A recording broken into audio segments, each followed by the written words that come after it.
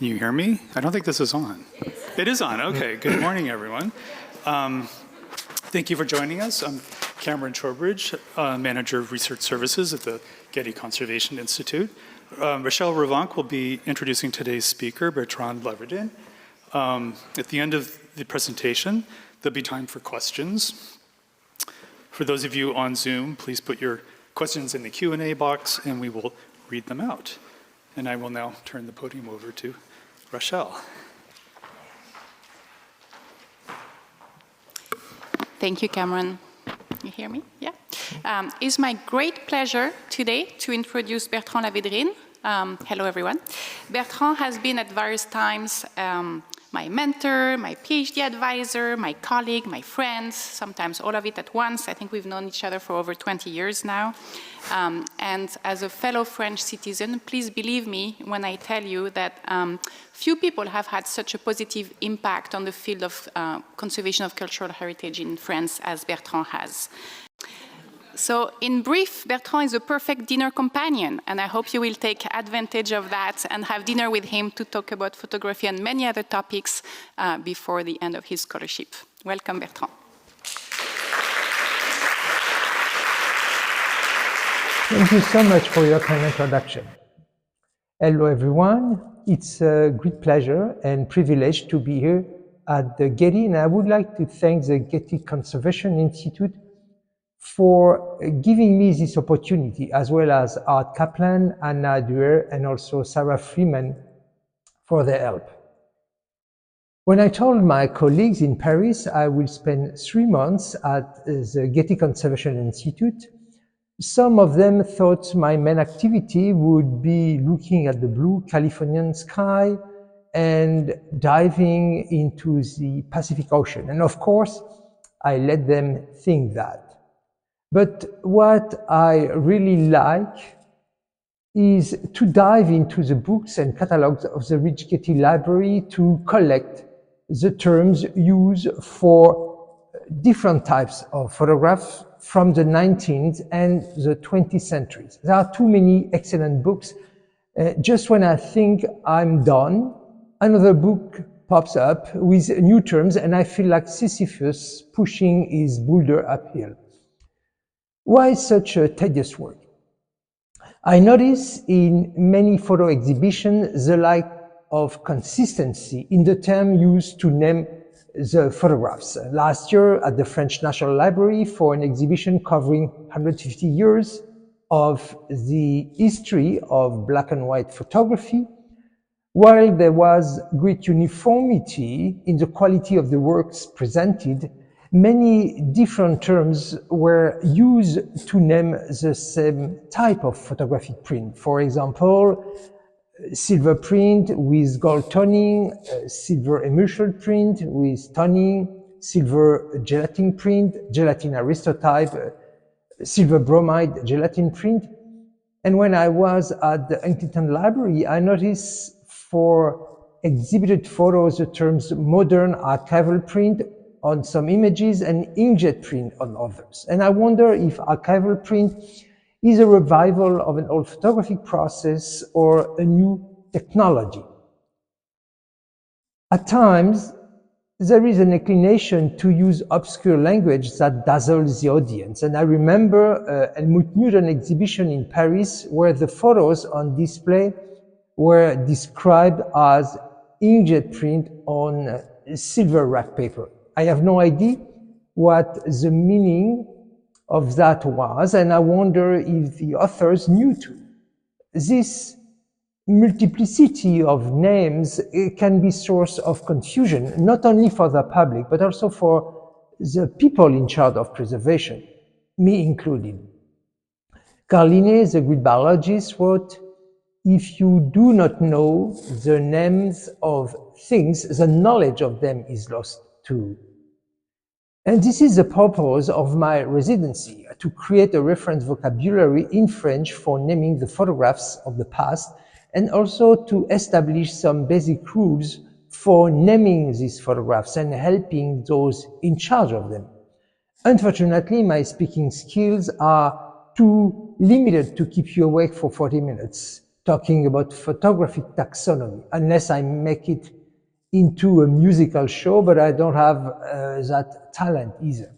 So I have decided to devote this talk to color photography, a topic I am working on too, so I can at least show you some interesting images while keeping you awake despite my French accented English.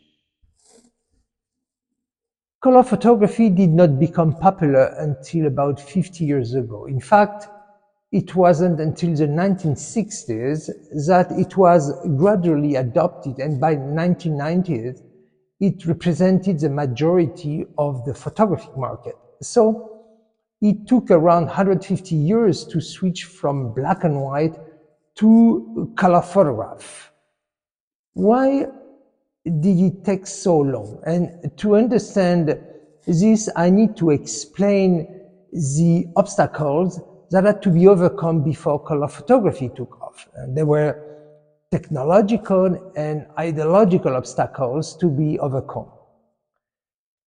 Scientists and physicists went down the wrong path to produce color photographs that meet users' expectations. And throughout this short presentation today, I'd like to illustrate the difficulties that sometimes exist between different communities in understanding each other's perspective and desires because of different priorities, cultural and experiential differences. But let's start at the beginning. In 1839, François Arago was promoting the daguerreotype, an early and really amazing photographic process for its time. And there were other photographic processes introduced by Fox-Talbot or Niepce, but this daguerreotype image on a silver plate surpassed in precision and image quality all of them. It's pretty incredible what you can see on a small daguerreotype plate with a magnifying glass. You can see the tiniest detail in the image. You count the paving stones in the street. Read the inscription on the building. And the daguerreotype plate you see is the one that has been exposed in the camera. This is a unique image and what we call direct positive. When Arago discovered Louis Daguerre's invention, he immediately saw its scientific applications in archaeology for documentation, mapping the world and the planet with precise images. Additionally, he saw the potential for the technique to be utilized as an investigative tool for more fundamental research on the nature of solar light. And in fact, in the 1830s, there was still a debate, if not a fight, in the scientific community about the nature of light. And some scientists stuck with Newton's theory, which said light was made up of particles. Others went with the Young and Fresnel theory, which says light is a wave. And there were also many other questions about the nature of ultraviolet rays, then called dark rays, and the nature of infrared rays, then called calorific rays. Everything seemed promising with this daguerreotype. However, there was one small imperfection, the absence of color. Daguerreotype produced images without natural color, and sometimes blue colors can be seen in overexposed areas, like skies or white areas of the subject. But this intense blue color, known as solarization, as well as others that seems to appear during daguerreotype processing, suggest that it's possible to produce color directly. Some people thought that the color were there in latent form, and it was just necessary to find a way to make them appear. Arago came up with the idea of an ideal substance he called a chameleon substance, which would take on and retain the color of the light it was exposed to.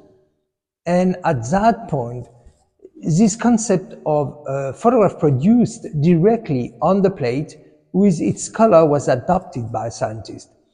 producing colors in one step on a daguerreotype without using any colorant become a kind of dogma and the holy grail of physicists.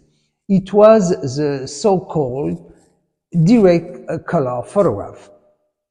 Among the scientists attending the disclosure of the daguerreotype at the Academy, there was a physicist by the name of Antoine César Becquerel. His area of expertise was in producing electricity through pressure and heat.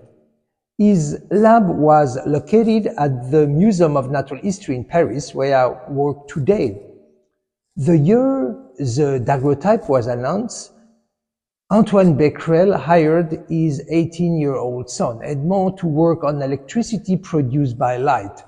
Of course, even at the time, it was considered a bit odd that a father would recruit his son. Antoine Becquerel answered, "I did not recruit my son. I recruited the best candidate, and he's happened to be my son." In fact, his son, Edmond, was very prolific. He discovered what would later be called the photovoltaic effect, which enables electricity to be produced from solar light.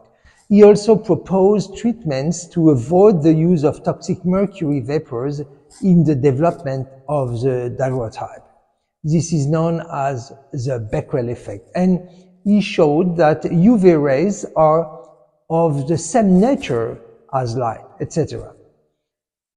He assessed the impact of each color of light on the daguerreotype, and as can be seen here in his doctoral manuscript, red, yellow, and green light do not interact with the photographic plate, and while blue and ultraviolet rays create some interaction, which he measured by the electricity produced by such interaction.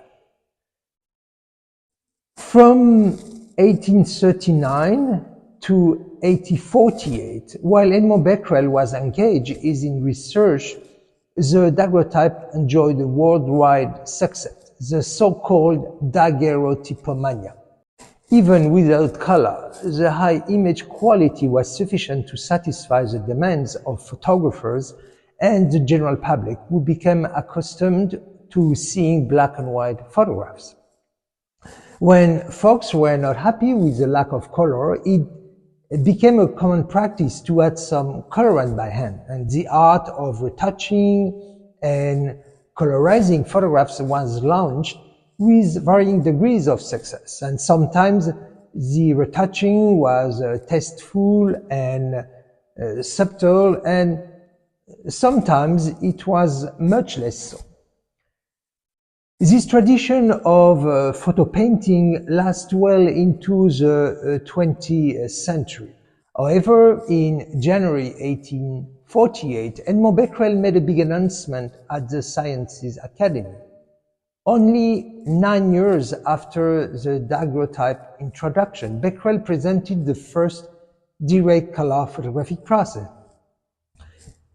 The technique is amazingly simple. A silver plate is immersed in a solution of chloride to produce a layer of silver chloride on the surface.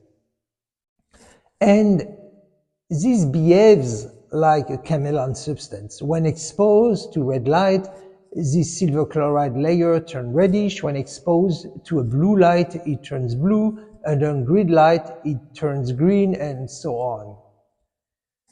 Becquerel exposed such plate to a solar spectrum and could record directly, without any processing, any treatment, a colored image of the solar spectrum, a kind of Polaroid, an instant photo. Not really an instant picture, because the exposure could last a few hours. Those color images can fade in the light, but are well preserved in the dark. A few years ago, a colleague discovered in our Natural History Museum a series of plates made by Becquerel that were kept in the dark and had a silk color.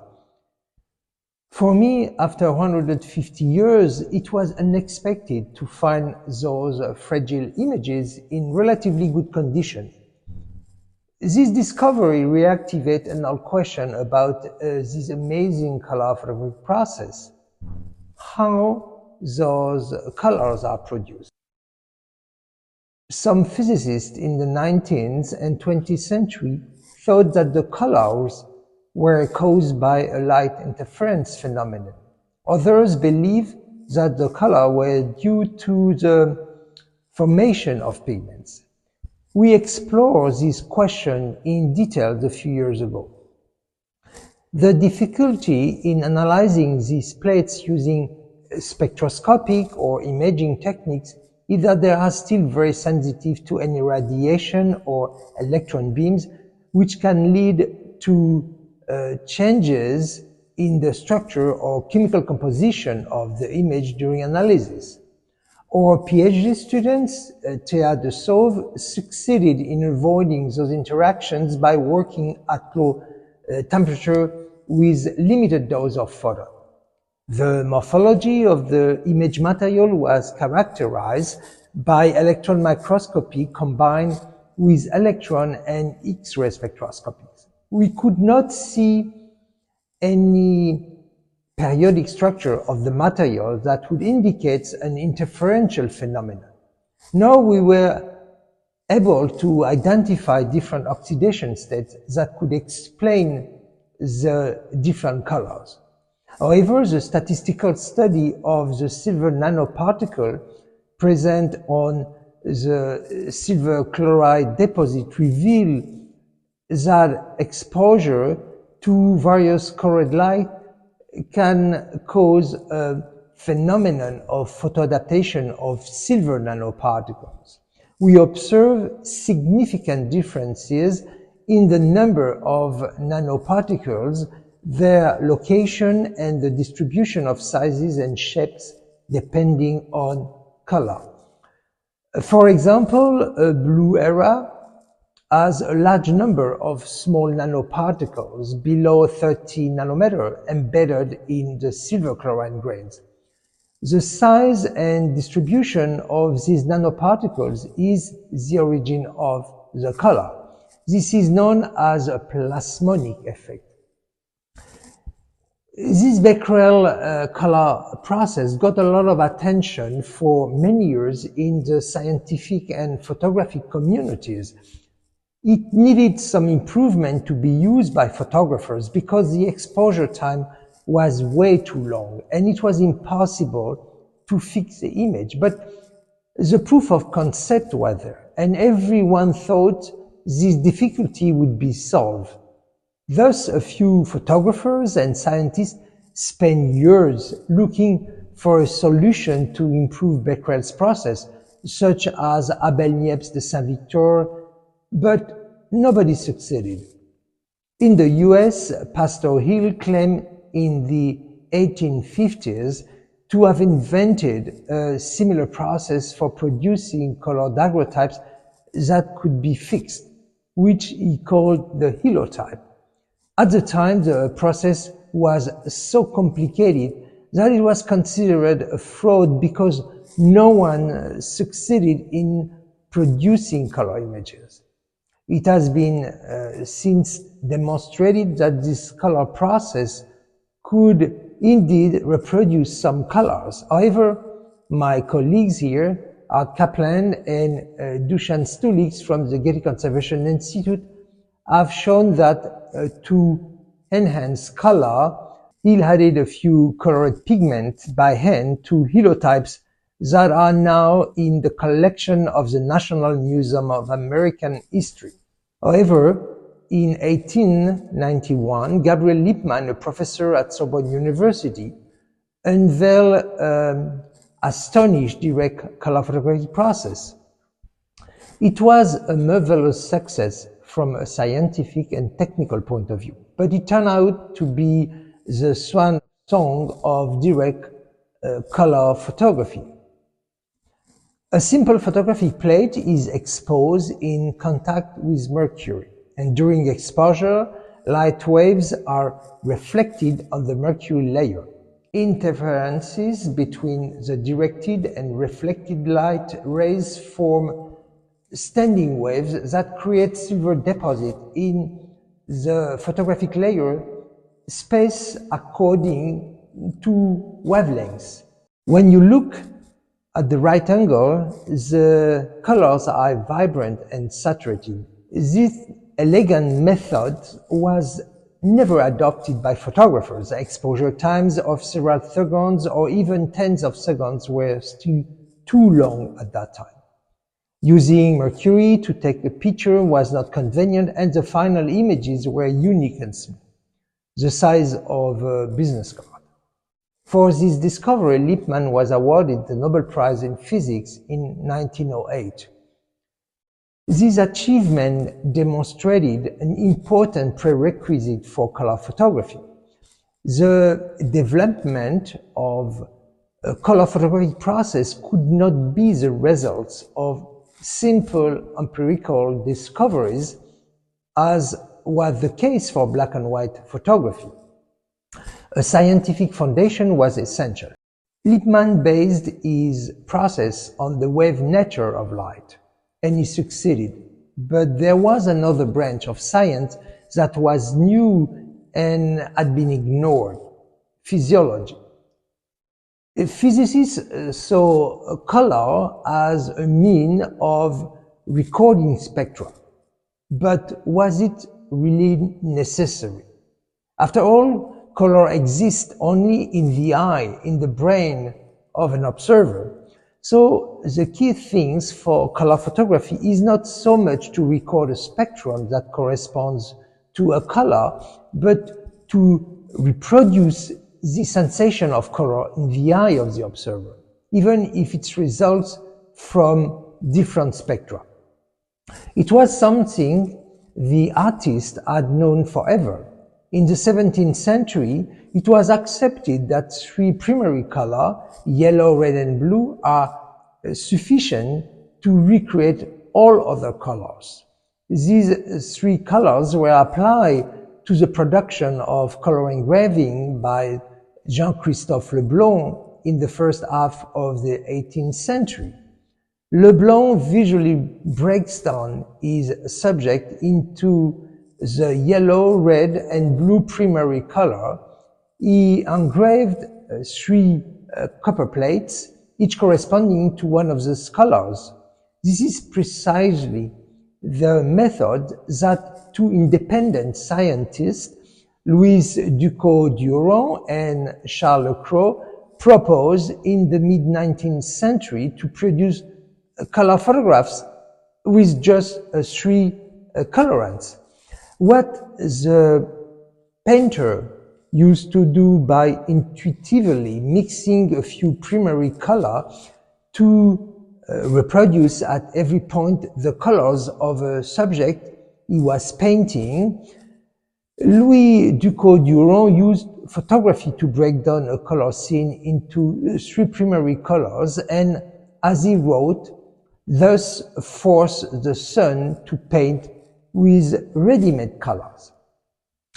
His process was patented in 1868. The technique consisted in taking three black and white photographs of the subject, one with a blue filter, one with a green filter, and one with a red filter. From the three black and white negatives, he made three positive prints colored with complementary colors and superimposed them on a sheet of paper. Louis Ducos-Durand presented his process to the Sciences Academy on several occasions, but it was rejected by physicists. Edmond Becquerel and a few others argued that the colors were fake, and Léon Vidal added that they were simply colors taken from the drugstore. It's surprising that scientists rejected this brilliant idea, especially since a great physicist, James Maxwell in the UK, had already demonstrated a few years before, in 1861, that three colors are sufficient to reproduce all colors in the eyes. And to prove this, first Maxwell designed a top with blue, red, and green colored segment. By spinning the top, depending on the size of the segment, different colors can be seen. If the three segments are the same size, the resulting color is white. If you have only green and red colors, the resulting color is yellow. A step further, Maxwell proved that by using three colors, all natural colors could be recreated in photographs. And Maxwell proceeded like Ducot-Durand. He took three black and white photos, each with distinct color filters, red, green, and blue.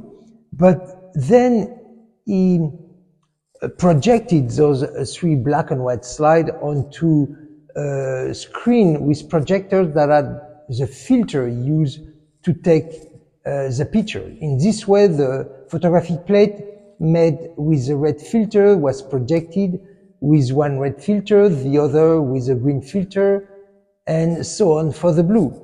When projected, the superimposition of the three images reproduces all the natural color, and this is known as additive color synthesis.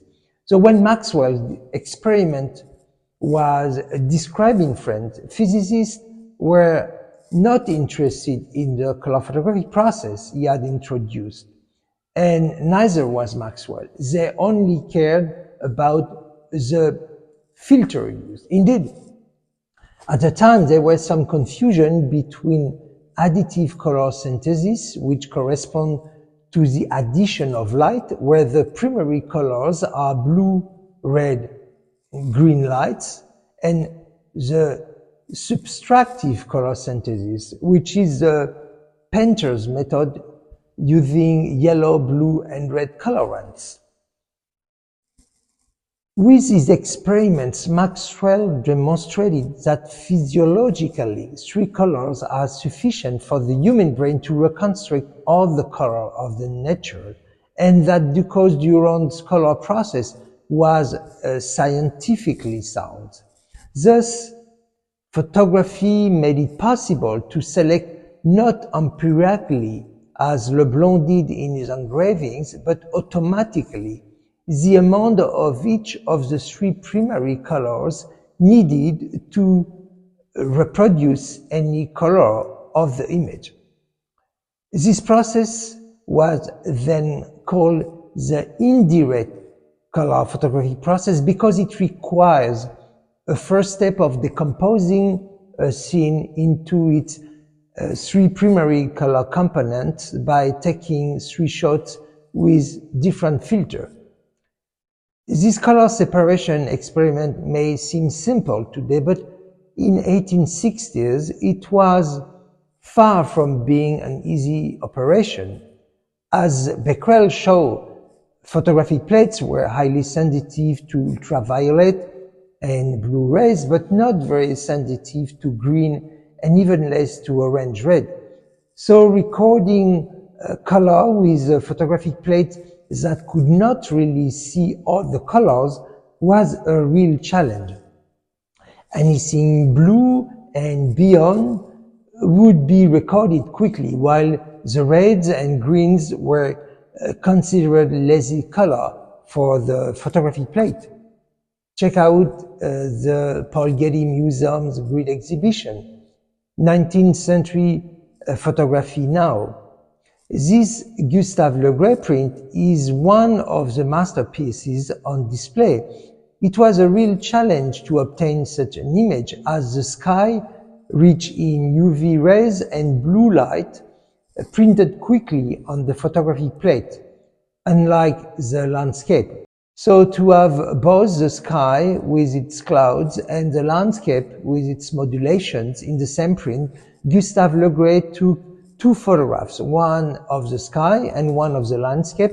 Then he combined the two negatives to form a composite positive image where the clouds and the landscape were well represented. Sometimes the same cloud image was used in different prints. I had the opportunity to experience this technical limitation for myself, and Geoffroy Berliner at the Penumbra Foundation took a picture of myself using a 19th century photographic process. Things seemed to be going well, the image was timidly revealed, and I saw myself in a posture as flattering as that of Hemingway by Yusuf Karsh.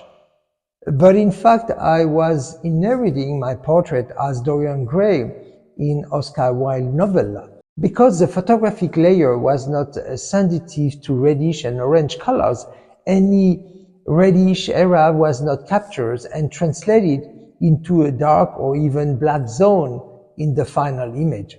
Thus my face appeared with a dark zone on my temple and around my eyes, and the top of my head was studded with spots. And of course, this lack of color sensitivity in this portrait only affected my ego, but it was a challenge for Ducos-Durand. Taking a photo beyond the red filter could take a few hours exposure. In 1875, to improve sensitivity to red, Ducos-Durand introduced chlorophyll from ivy leaves into his photographic plates and successfully reduced the exposure time for the red filter to 12 minutes. The following year, he went to Billancourt near Paris to demonstrate this technique. He failed. He thought that the ivy from Billancourt was not suitable, so he tried ivy from Meudon and from Boulogne, Agnières, Sèvres, and even Versailles, all the cities surrounding Paris, with no success. He then discovered that the season for harvesting ivy was important and that ivy harvested in the spring was ineffective. Eventually, in the 1880s, he used a synthetic dye, eosine, which greatly reduced exposure times for red filter, especially with the new gelatin silver bromide photographic plates then commercially available. Despite all his experiments, none of them led to a commercial process that would enable him to support himself. As Nicéphore Niepce, Louis Ducos-Durand was a visionary inventor, recognized but unlucky, rejected by the academic community, and he ended his life with few resources and little satisfaction. By the end of the 19th century, he was a bit bitter as he saw his theories and processes slowly being adopted, but not many people gave him credit for that. In particular, Eugene Ives in the US or Sergei Gorsky in Russia produced high-quality trichrome color photographs following Maxwell and Ducos-Durand methods.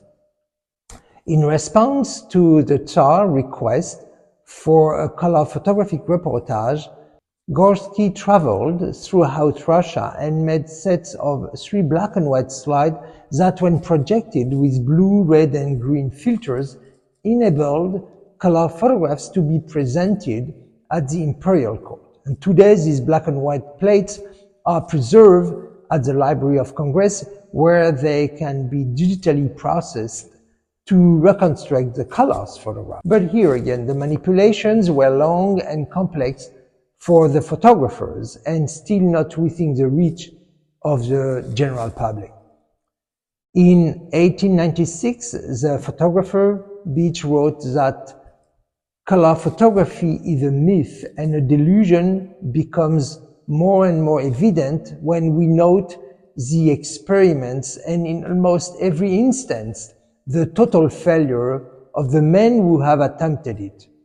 Their enthusiasm gave out when they realized that such colored pictures as they did produce had no sale in the market.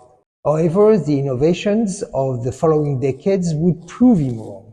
John Jolly, a professor of physics at Trinity College, Dublin, introduced a color photographic plates incorporating the three blue, red, green filters in the form of a microscopic network of red, green, and blue lines, 1/10 of millimeter wide.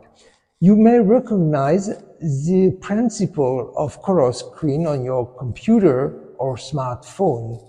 These lines give the unpleasant impression of a photomechanical process.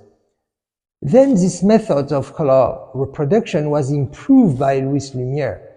By 1890, he was at the head of a successful photographic plate manufacturing company and looking to conquer the consumer color photography market.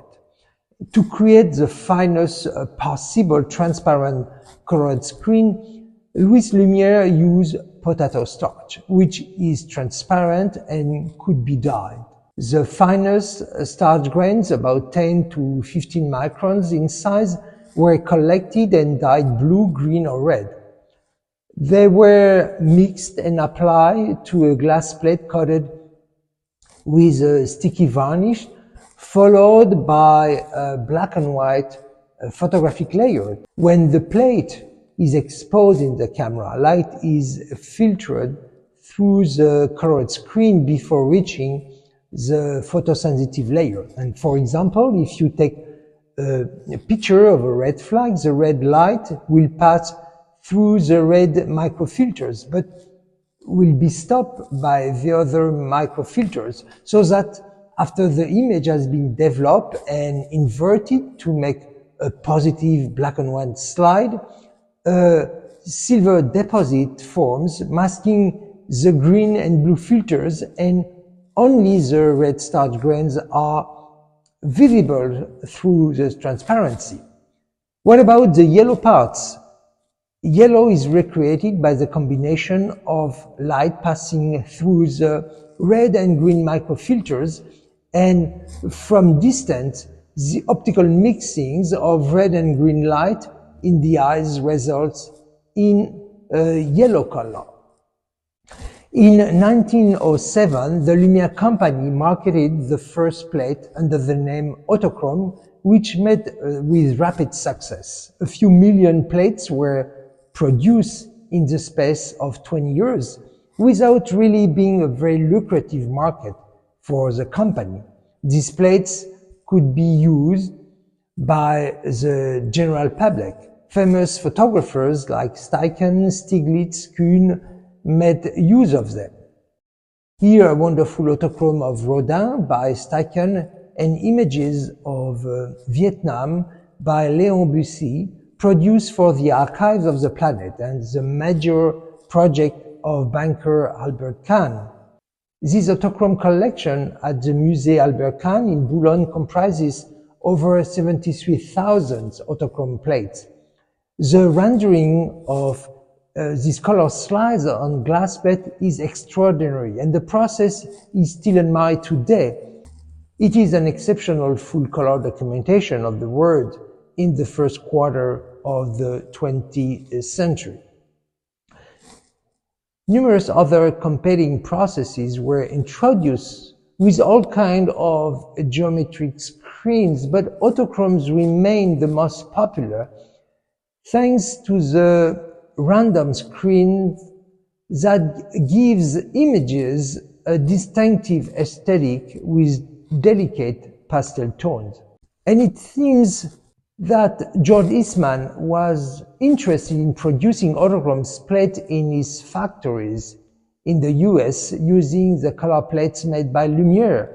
In 1930, he came to France and met Louis Lumière, and this meeting between the two giants of the photographic industry would be immortalized by photography. And to ensure that the two giants were roughly the same size, they done some retouching. However, these screen processes were doomed to disappear after 1930. Camera format became much smaller, moving from 5 by 7 inches plates to 35 millimeters, reduction of a factor of over 20.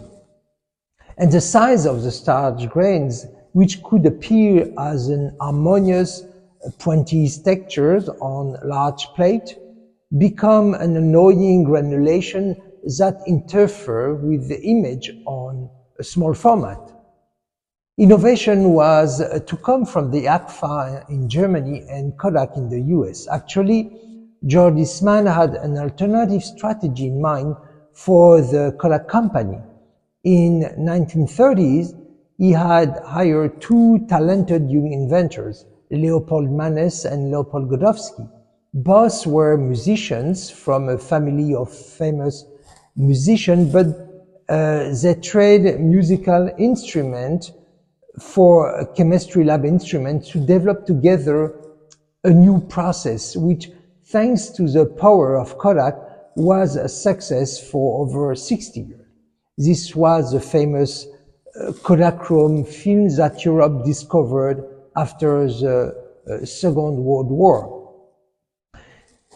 This Kodachrome film consists of a superposition of three colorless photographic layers that are sensitized to different color.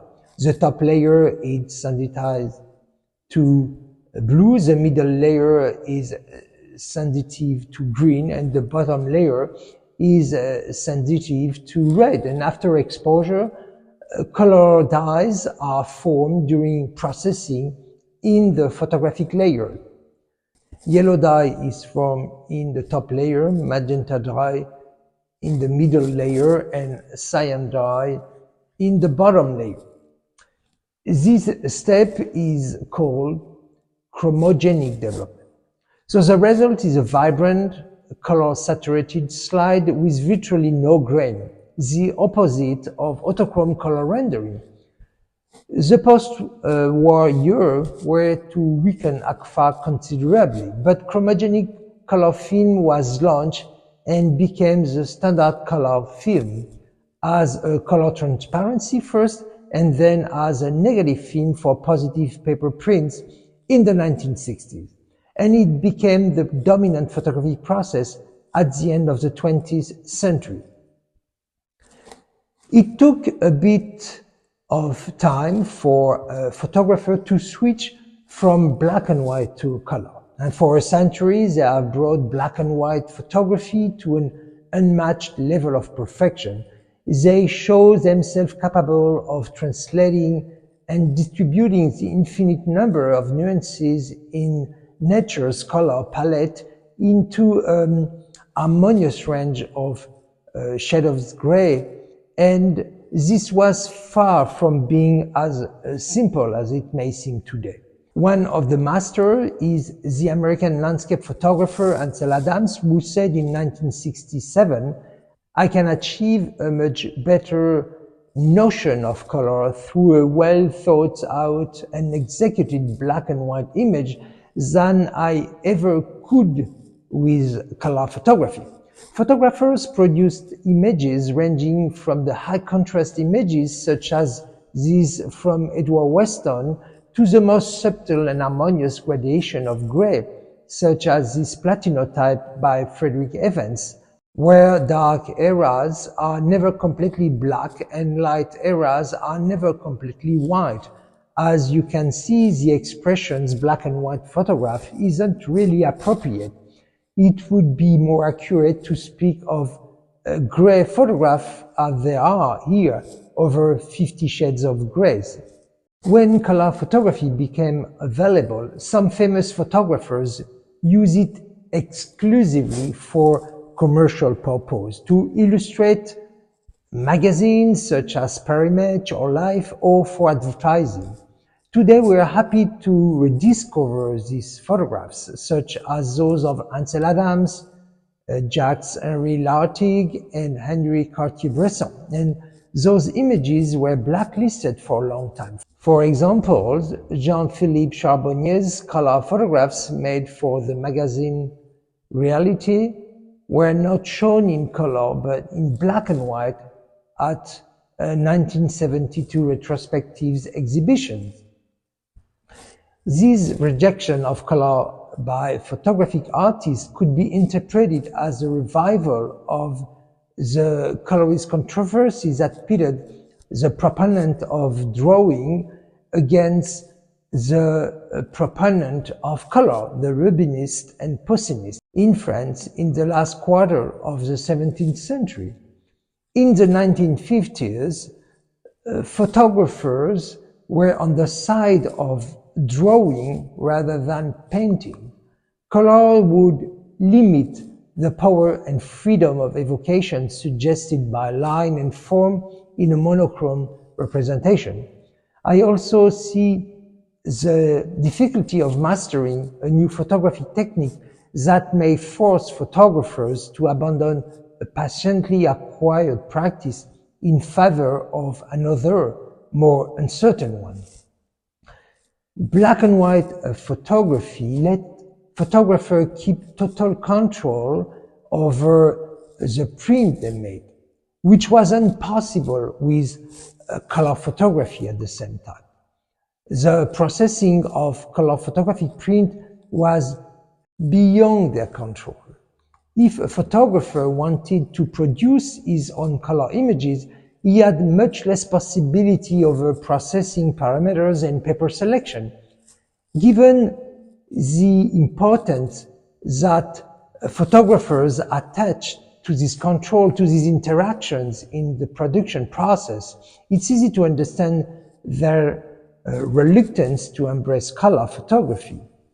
This impossible complicity with the process led Henri Cartier-Bresson to say of color photography that color is chemical. And it seems to me that by this, he means that the color of photographs results from a purely chemical formation process in which the photographer cannot intervene, as a painter would do by mixing his pigment and adding a touch of another pigment.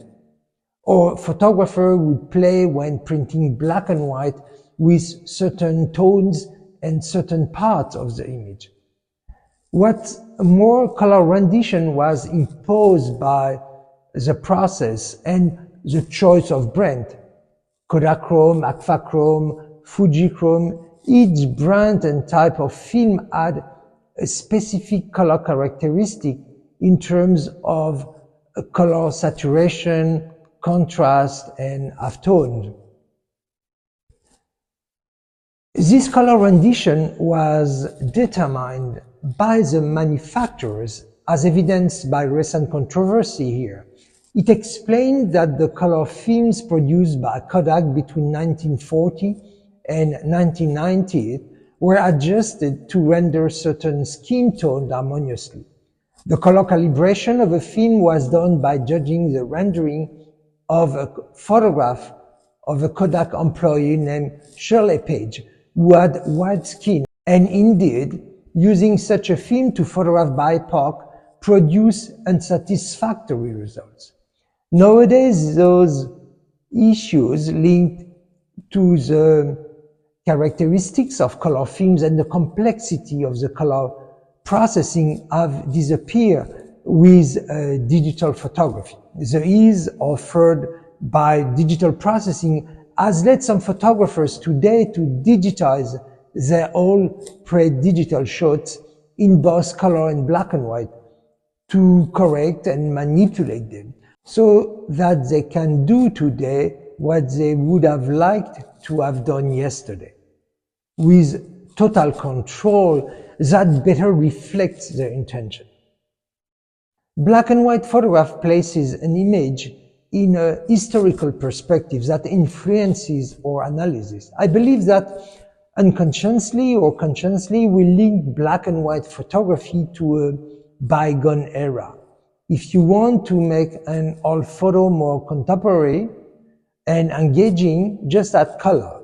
It's clear that more and more films, especially those about the World War I or II, are being colorized. On the contrary, switching from color to black and white in a movie is a way of telling the viewer that it is a flashback. As a final remark, I'd like to stress that color photography wasn't just a technological breakthrough.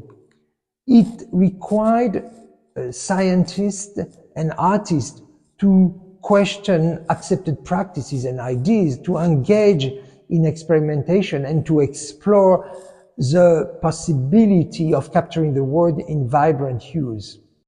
This opportunity to move beyond monochrome imagery and open up to the complexity of color has often been slowed down by very conservative visions. Today's color photography finally allows us to celebrate diversity and the richness of human experience. Thank you for your attention, and to all the GRI and GCI and Getty Museum colleagues.